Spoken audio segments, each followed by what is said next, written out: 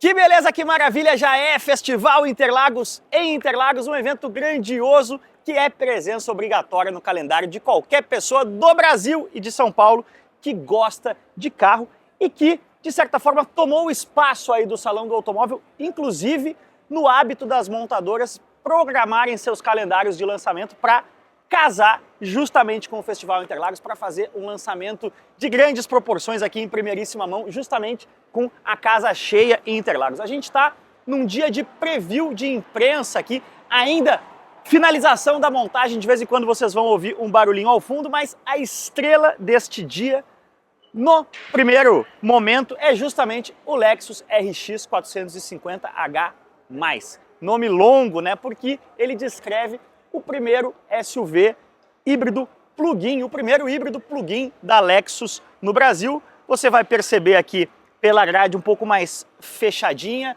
vai perceber, é claro, pela tomada, são 56 quilômetros de autonomia no modo 100% elétrico, mas vamos combinar, né? Talvez você nem tenha se dado conta que é o primeiro híbrido plug-in da Lexus no Brasil, porque a Lexus é, historicamente no nosso mercado, uma marca muito discreta.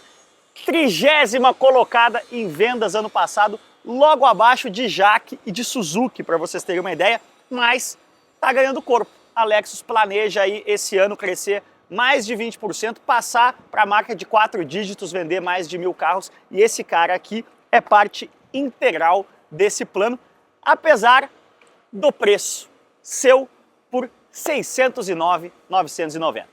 Mas afinal, quem é Lexus na fila do pão? É a marca de luxo da Toyota, né? Lançada com sucesso estrondoso nos Estados Unidos ali no fim dos anos 80, continua sendo uma marca fortíssima no mercado americano. Aqui no Brasil ainda é um trabalho de construção de marca, ainda não é tão considerada, né, quanto as europeias clássicas, Volvo, Mercedes, BMW, Audi. Isso é uma marca que se notabilizou muito nos Estados Unidos por requinte, por silêncio, por confiabilidade, coisas que, vamos combinar, não balançam o coração de quem gosta de carro. A própria Toyota sempre foi uma marca muito racional, mas assim como a Toyota, nos últimos anos, vem vindo aí com a estratégia Gazoo Racing, de colocar mais apelo emocional, a Lexus também, inclusive no design, né? O RX, que é historicamente aí o modelo mais vendido no mercado americano, traz alguns flares de design aqui, como essa janela que integra com a coluna. E olha só, meu Deus, cadê o limpador de para-brisa traseiro? Tá embutido aqui, né? Então fica um visual mais clean. Mas justamente nessa questão de buscar mais uma construção de marca, até nova identidade visual da marca, agora os Lexus dizem Lexus na traseira, justamente para explicar para as pessoas o que é, né? Historicamente os Lexus traziam apenas o logotipo do L. O RX é um dos primeiros SUVs de luxo da história, junto com o Mercedes ML ali nos anos 90, e como eu falei, é meio que o ganha-pão da Lexus no mercado americano. Aonde ele se encaixa aí na briga das marcas premium, bate de frente com os SUVs médios das europeias, né? Então a gente está falando de Volvo XC60, BMW X3, Mercedes GLC, Audi Q5, mas ele é um pouquinho maior do que esses carros, então ele é maior do que os médios e menor do que os grandes, menor do que um XC90, menor do que uma X5, menor do que um GLE. Então ele fica meio que nesse meio do caminho, assim. Aqui, como vocês viram, o preço, né, a Lexus posicionou ele para bater de frente com os grandes. Mas olha só, para dar uma ideia da dimensão do carro, já que ele tem esse desenho todo vincado, até meio difícil, esse porta-malão aqui tem 621 litros de capacidade.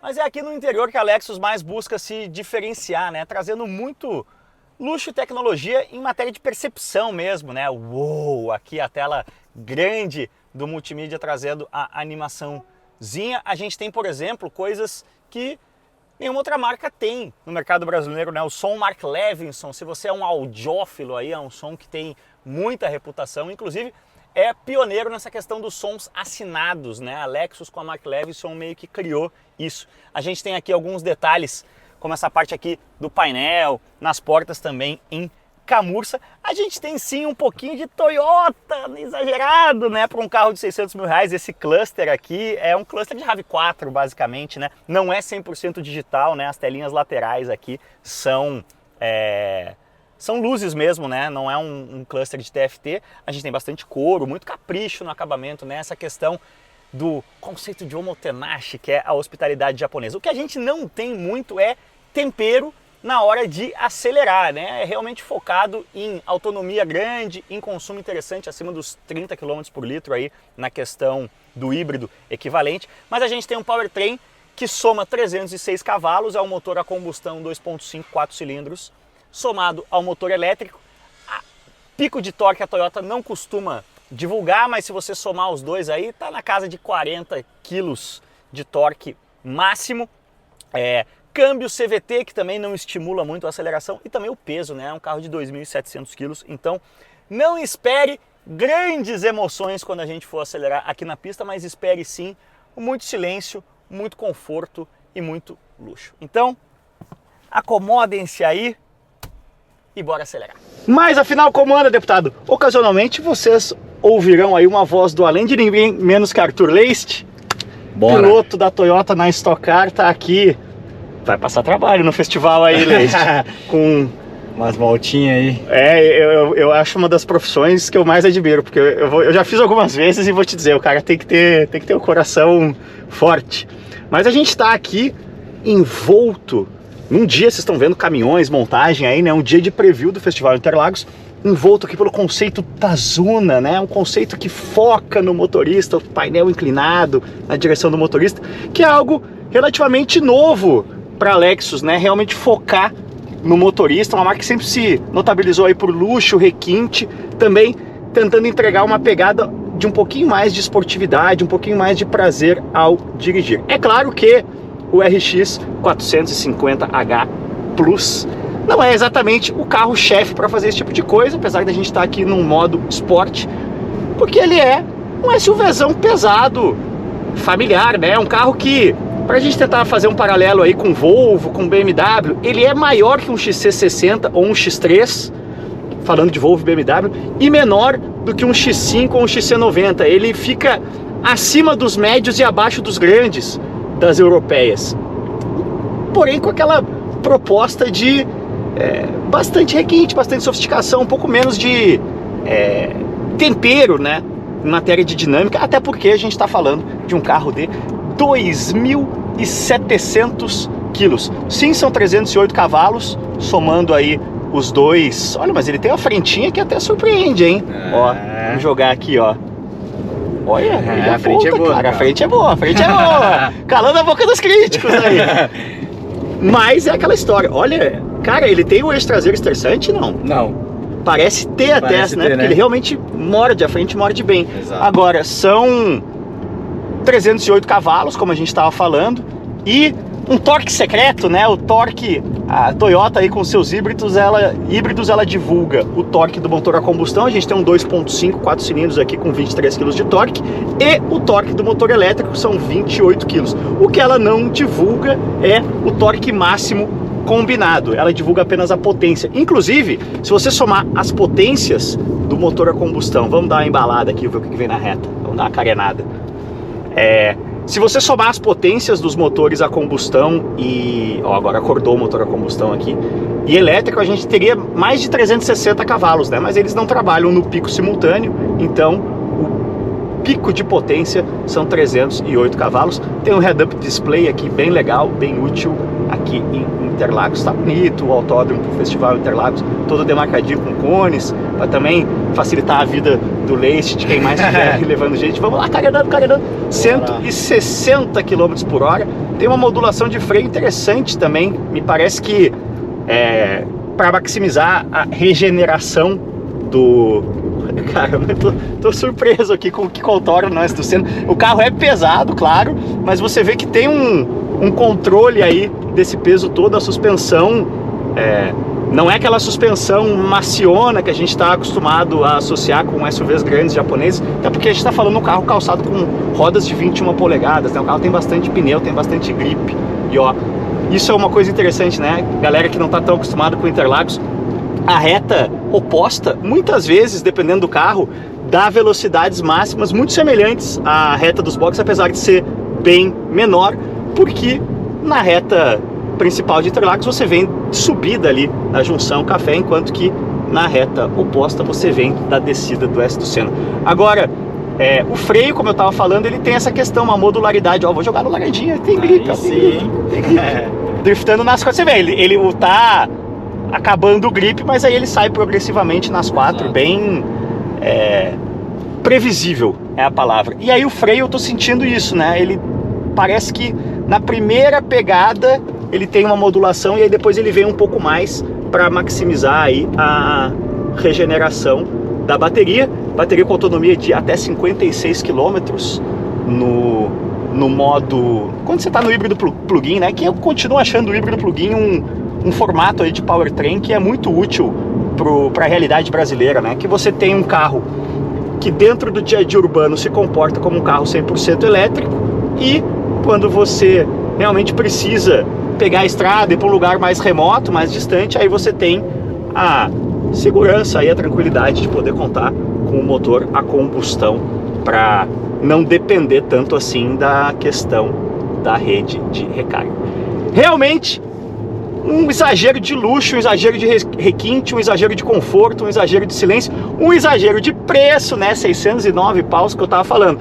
Se no mercado americano ele tá abaixo de XC90, de X5, aqui ele tá acima em matéria de preço, né? A Lexus posicionou ele em cima dos SUVs grandes da concorrência, apesar dele ser essa coisa que eu tava falando aí, um in-betweener entre o médio e o grande.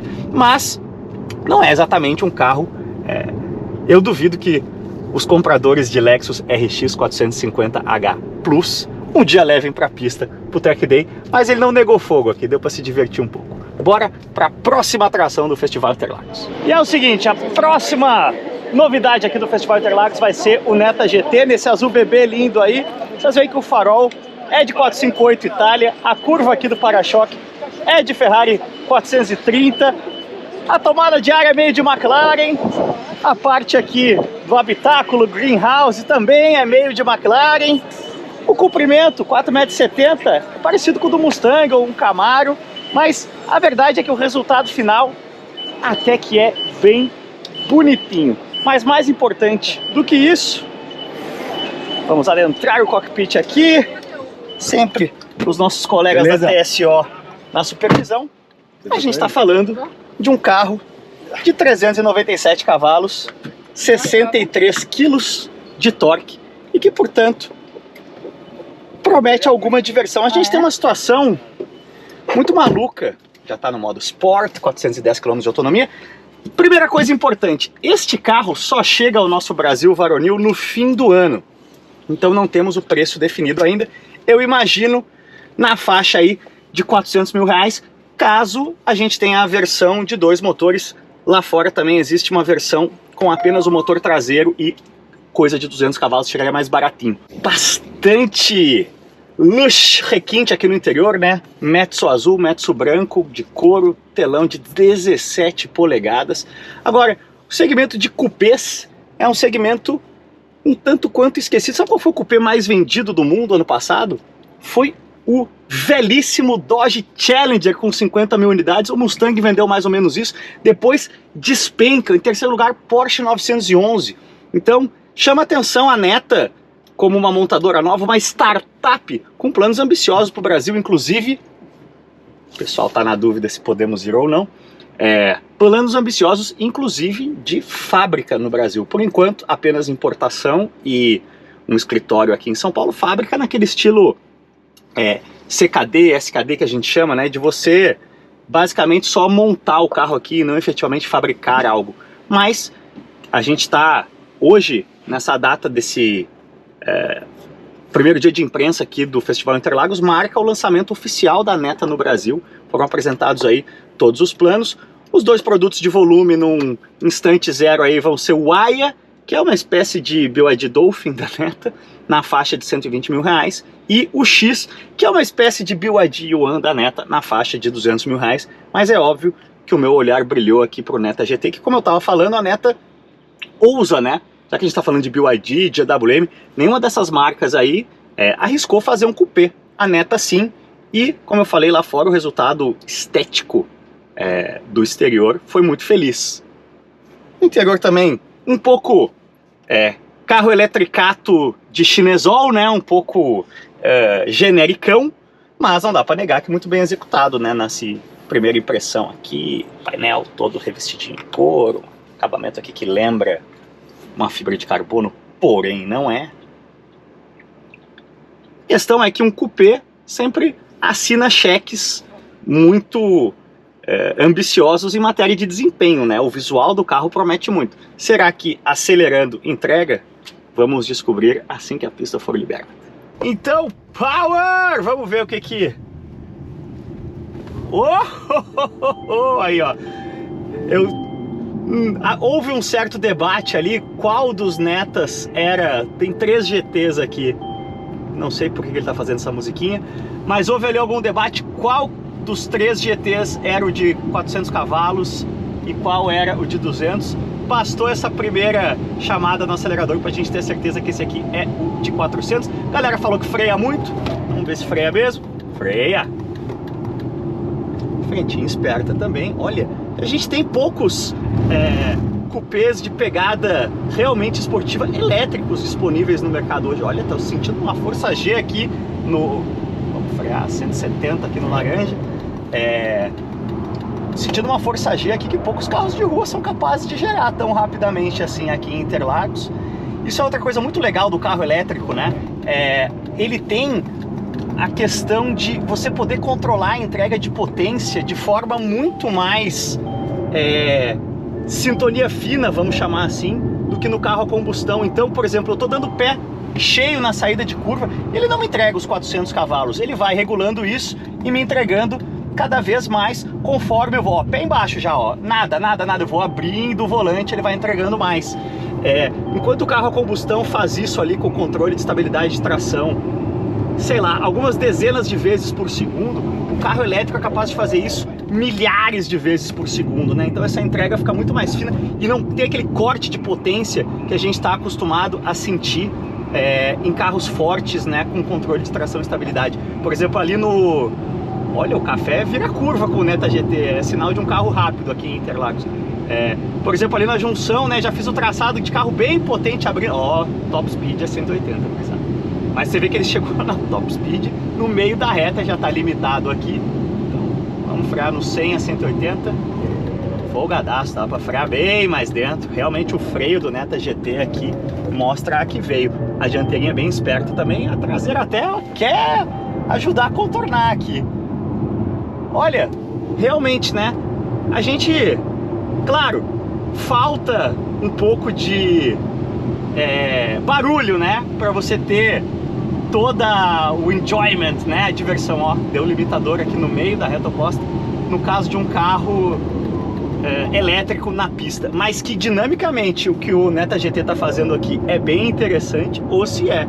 E olha que tá no modo esporte, né, então acaba sendo mais permissivo, mas a gente vai chegar nesse momento também de carro elétrico em que a gente vai ter um pouco de tuning, né, poder mexer um pouco no software aí, liberar mais, deixar o carro cantar pneu na saída de curva, por exemplo. É péssimo para a bateria, né, um desperdício de energia, mas para o cara que está brincando no track day vai gerar tempos de volta melhores. Olha como vem bem à frente e ó, tem um trail breakingzinho aqui, como a traseira realmente também não é boba.